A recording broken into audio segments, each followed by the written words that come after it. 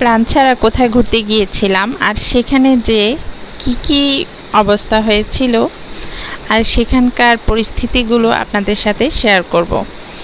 আসসালামু আলাইকুম, Bangla daily simple blog channel থেকে আপনাদের সকলকে স্বাগত জানাচ্ছি। আমি আলপনা। আশা করি আল্লাহর রহমতে সকলে অনেক বেশি ভালো আছেন। আলহামদুলিল্লাহ, আমিও আল্লাহর রহমতে ভালো আছি। তো এখন ঘর গোছানোর পরে আপনাদের সাথে ভিডিও করছি। আসলে অগোছালো ঘর আমারও যেমন ভালো লাগে না, আশা করছি আপনাদেরও ভালো লাগে না, তাই ঘরটা গুছিয়ে আজকে আপনাদের সাথে শেয়ার করছি। এটা হচ্ছে আমাদের মাস্টার বেডরুম। এটা একটু সিম্পল, যাই হোক এটা গুছিয়ে রেখেছি। আর এখন চলে যাচ্ছি বাচ্চাদের ঘরে। আর বাচ্চাদের ঘর যেরকম হওয়ার কথা ঠিক সেরকমই আছে। যেরকম পড়ার টেবিল থাকার কথা আমার বাচ্চার ঘরও এরকম একটি পড়ার টেবিল আছে। তবে অ্যাটাচড করা যে পড়ার টেবিলটি সেটা কেউ পড়ে না, সেটা তো এমনিতেই আছে। আর হচ্ছে এমনিতে যে একটি টেবিল দেখছেন ওখানে পড়াশোনা করে তারা বলতে আমার মেয়ে পড়াশোনা করে। আর হচ্ছে আমরা দুপুরবেলা হুট করেই সিদ্ধান্ত নিলাম বাইরে বেরোবো, ঘুরতে যাব। প্রত্যেক ঈদে বাবার বাসায় যাওয়া হয় বেড়াতে, কিন্তু এবার ঈদে আর যাওয়া হয়নি, কারণ এবার ঈদে হচ্ছে দাদু মারা গিয়েছে ঈদের আগে, আর বাবা মা গ্রামে গিয়েছেন, সেজন্য এবার আর বাবার বাসায় যাওয়া হয়নি। ভাগ্যটা আসলে এরকমই আল্লাহ পাক লিখেছেন। তো বাচ্চাদের মন তো আর মানে না, যার কারণে বাচ্চাদেরকে নিয়ে চলে আসলাম এক জায়গায়। দেখুন জায়গাটা কোথায়, ফ্যান্টাসি আইল্যান্ড। এটা উত্তরায় অবস্থিত, উত্তরা দিয়াবাড়ি সম্ভবত জায়গাটা, তো আমি ঠিক বলতে পারছি না, তারপরও উত্তরে অবস্থিত এতটুকু বলতে পারছি।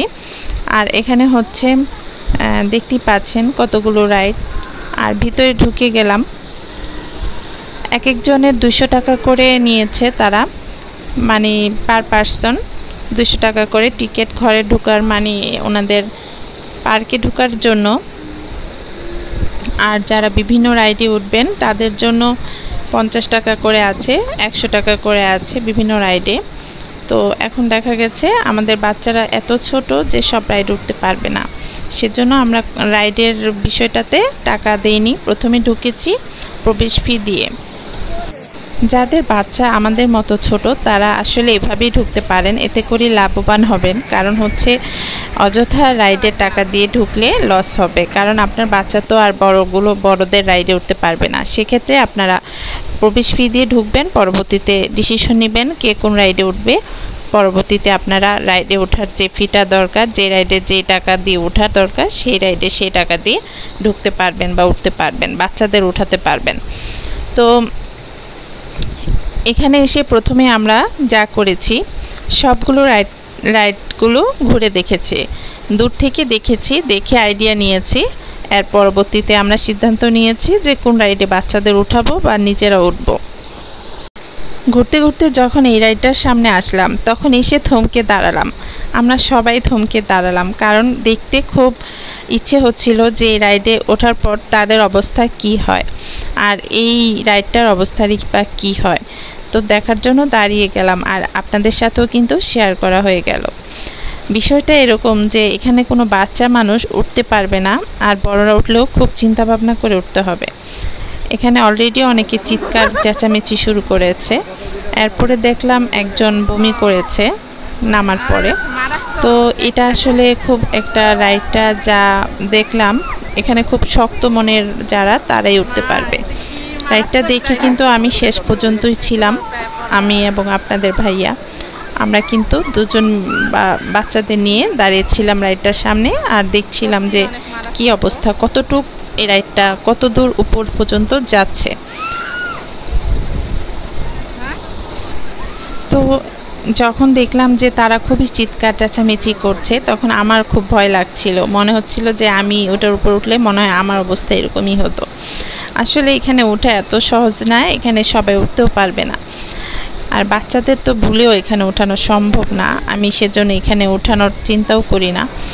আর উপর দিয়ে একটু পরপরই প্লেন যাচ্ছিল। আসলে জায়গাটা এমন এক জায়গায় এয়ারপোর্টের কাছেই হবে। তো যার কারণে প্লেন যাচ্ছিল বেশি দূরত্বে না, একদম সামনাসামনি থেকেই দেখা যাচ্ছিল প্লেনগুলো। আর বিভিন্ন রাইডগুলো ঘুরে ঘুরে দেখছিলাম আর একটু একটু করে ভিডিও করে নিয়েছিলাম। অবশেষে ট্রেনের সামনে এসে থমকে দাঁড়ালাম, কারণ মনে হচ্ছিল এটা একটা পারফেক্ট বাচ্চাদের উঠানোর জন্য। দেখলাম যে বাচ্চারাও সায় দিচ্ছে ওঠার জন্য। এরপরে আমরা টিকিট কেটে নিলাম, 6টি টিকিট কেটে নিলাম। সেখানে 3টি মানে 2টি ফ্রি আর বাকিগুলো হচ্ছে 6টি টিকিটে উঠতে পারবে বাচ্চারা, আর 2টি এমনিতে ফ্রি উঠতে পারবে। তো ফ্রিটার মধ্যে আমি উঠে গেলাম ট্রেনে। আমার ছোট যে বাচ্চাটা ওকে কুলে নিয়ে উঠে গেলাম, ও তো ভয় পাবে সেজন্য ওকে নিয়ে উঠে গেলাম। আর আমার পিছনে ঠিক পিছনেই বসেছে 2জন আর কি, আমাদের দেখলাম মানে আঙ্কেল আন্টির মতো বয়সী। যাই হোক, দেখে খুবই ভালো লাগছিল। আসলে তাদের ভালোবাসা দেখে মনে হচ্ছিল আসলে এখনো ভালোবাসা জীবন্ত আছে পৃথিবীতে, দেখে খুবই ভালো লাগছিল। এরপরে তারা মুরব্বী মানুষ, তাদেরকে সামনে বসিয়েছে, ট্রেনের সামনে একটু ঝাঁকুনি বেশি হয় এজন্য। এরপরে আমার বাচ্চা দুটিকে বসিয়েছে পেছনে। তো ওই যে শোবার জন্য আর কি একটু একটু দেখা যাচ্ছে ভিডিওতে, পুরোপুরি ভিডিওতে ক্যাপচার করা যাচ্ছিল না কেন জানি। যাই হোক, তারপরে সামনের ক্যামেরা দিয়ে চেষ্টা করছিলাম ওদের ভিডিও করার। ওরা দেখছিল আর হচ্ছে ওরা খুব এনজয় করছিল মনে হচ্ছে। তারপর আমার বাচ্চারা অত এনজয় করলে বোঝা যায় না, দূর থেকে বোঝা যায় না ওদের মনের আনন্দটা। যাই হোক, তবে ওরাই এখানে আসতে চেয়েছিল এই পার্কটাতে, ফ্যান্টাসি আইল্যান্ড। আমি তো আসলে এই পার্কটার নাম ভুলে গিয়েছিলাম। আরেকবারও এসেছিলাম আমরা এই পার্কে, তখন আর ভিডিও করেছি কিনা, হ্যাঁ ভিডিও মনে করেছিলাম, সেটা আমার পুরাতন যে চ্যানেলটা আছে সেটার মধ্যে হয়তো আছে। যাই হোক, এখন আবার এই যে দেখছেন বাচ্চারা আরেকটি রাইডে উঠছে। প্রতিটা রাইডেই হচ্ছে 50 টাকা করে, বেশিরভাগ করে এই রাইডগুলোতেই 50 টাকা, আর যেগুলো একটু বড়দের রাইড সেগুলোতে 100 টাকা করেই হবে। সেগুলোতে অবশ্য আমাদের বাচ্চাদের ওঠানো যাবে না। আর যেহেতু বাচ্চাদের জন্যই এসেছি আর বাচ্চাদেরকে উঠাচ্ছি, আর আমি ট্রেনে উঠলাম শুধুমাত্র ছোট বাচ্চাটার জন্যই। আর এদিকে আপনাদের ভাইয়া তো আসলে উঠবে না, তারপরও সে দাঁড়িয়ে দাঁড়িয়ে 2 বাচ্চাকে টেক কেয়ার করছিল, আর আমি কিন্তু দূর থেকে দেখছিলাম ওদেরকে আর ভিডিও করছিলাম। আর আমার ছোট যে গিনি বাবুটা আছে ওকে নিয়ে আমি দোলনা খাচ্ছিলাম। পাশের এক দোলনার জায়গা আছে, সেখানে বসে ওর আব্বু বললো যেখানে বসে দোলনা খাও। তো আমরা 2জন দোলনা খাচ্ছিলাম আর একটু একটু করে ভিডিও ক্যাপচার করছিলাম।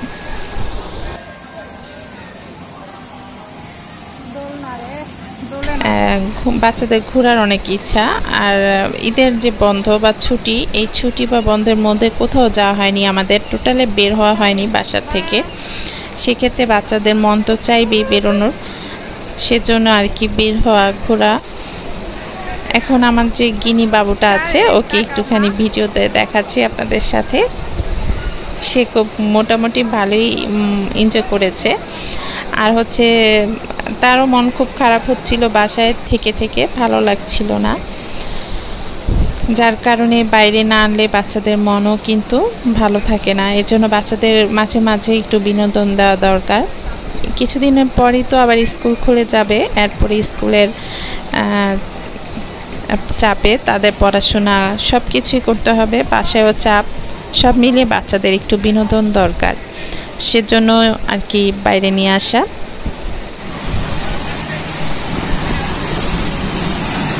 কারা কারা আমাদের মতো বাইরে বাচ্চাদের নিয়ে বের হয়েছেন বা ঘুরতে গিয়েছেন কমেন্টে জানাতে পারেন। আপনাদের কমেন্ট করলে আমার ভালো লাগবে জানলে। এদিকে আবার দেখা যাচ্ছে জাদুকর জাদু দেখাচ্ছে। তো আপনাদেরকে আমি আজকে জাদুকরের জাদু শোনাবো এবং দেখাবো।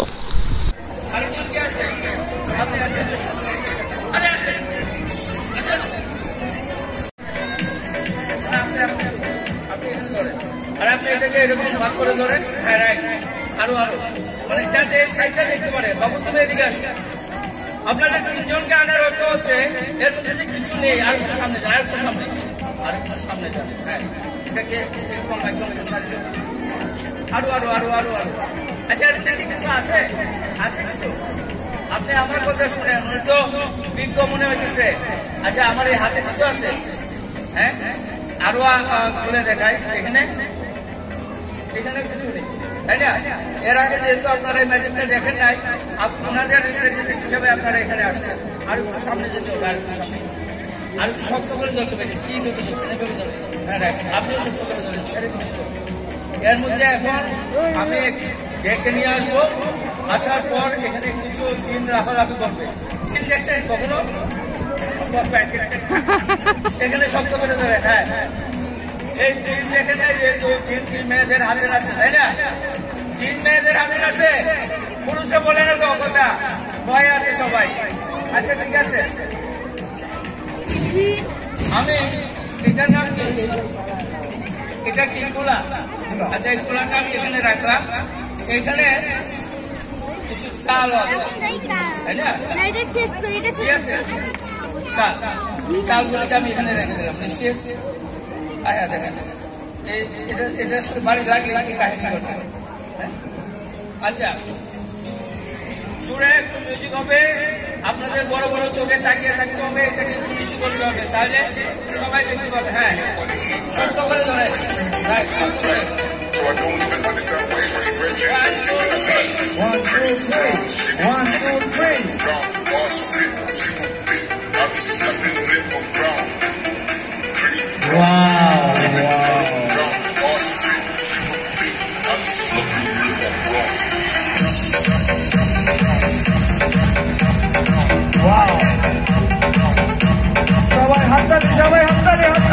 ভালোই সময়টা কেটেছে।